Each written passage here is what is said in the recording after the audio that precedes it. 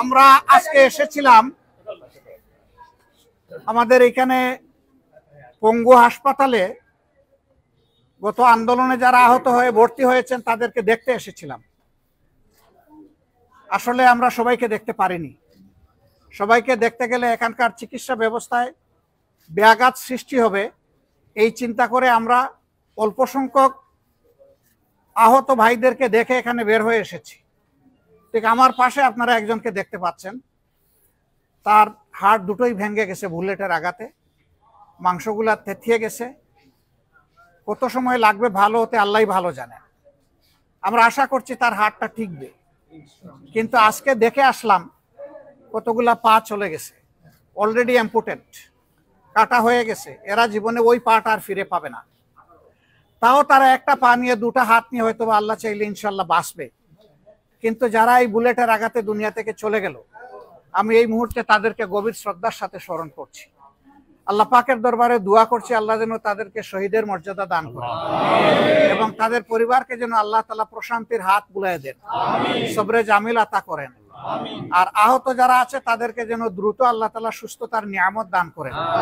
আমি প্রত্যেকটা অসুস্থ ব্যক্তি, আহত ব্যক্তি যাদেরকে দেখতে পেরেছি আমি জিজ্ঞেস করেছি আপনার অনুভূতি কি? আপনার হাত চলে গেছে, পা চলে গেছে, ভেঙে গেছে, অবশ হয়ে গেছে, আপনার অনুভূতি কি?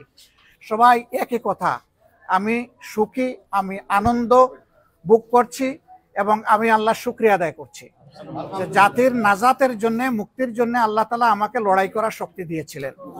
আমি একজনকে জিজ্ঞেস করলাম তোমার এক পা চলে গেছে, আবার যদি এরকম কোনো প্রয়োজন হয় জাতির, বলে যে আরেক পা দেব।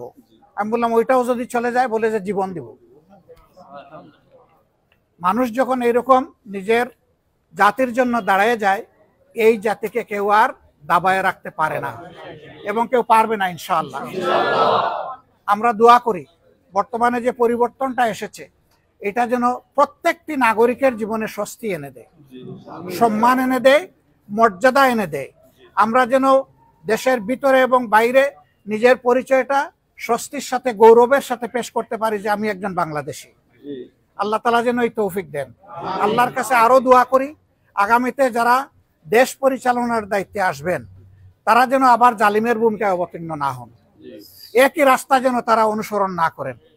এখান থেকে আমাদের সকলের শিক্ষা নেওয়া উচিত যে মানুষের সাথে জুলুমের আচরণ করলে পরিণতি কি ভোগ করতে হয়, এখান থেকে সবার শিক্ষা নেওয়া উচিত। এই শিক্ষা শুধু আওয়ামী লীগ দেবে না, এটা জামাতকেও নিতে হবে, বিএনপিকেও নিতে হবে, যারাই মানুষের জন্য রাজনীতি তাদের সবাইকে নিতে হবে, যাতে একই গর্তে বারবার জাতির পা না পড়ে। আমরা এখানকার চিকিৎসায় যারা নিয়োজিত আছেন, মাননীয় পরিচালক সহ তাদের সকলকে, চিকিৎসক, নার্স, টেকনোলজিস্ট, টেকনোক্রেট, আয়া যারাই আছেন এখানে সবাইকে আমরা কৃতজ্ঞতা জানাচ্ছি, দোয়া করছি আল্লাহ তাআলা তাদের মর্যাদা যেন সমুন্নত করে দেন। আমরা প্রত্যেককে জিজ্ঞেস করেছি ওনাদের চিকিৎসায় আপনারা সন্তুষ্ট কিনা, তারা বলেছে আমরা 100% সন্তুষ্ট, আলহামদুলিল্লাহ। এটা বিশাল একটা দোয়ার ব্যাপার। আমরা ওনাদের জন্য দোয়া করি আল্লাহ তাআলা ওনাদের মেধা এবং যোগ্যতায় আরো বেশি বরকত দান করুন, যাতে তারা দীর্ঘদিন জাতির এই খেদমত তারা করতে পারেন, মর্যাদার সাথে করতে পারেন।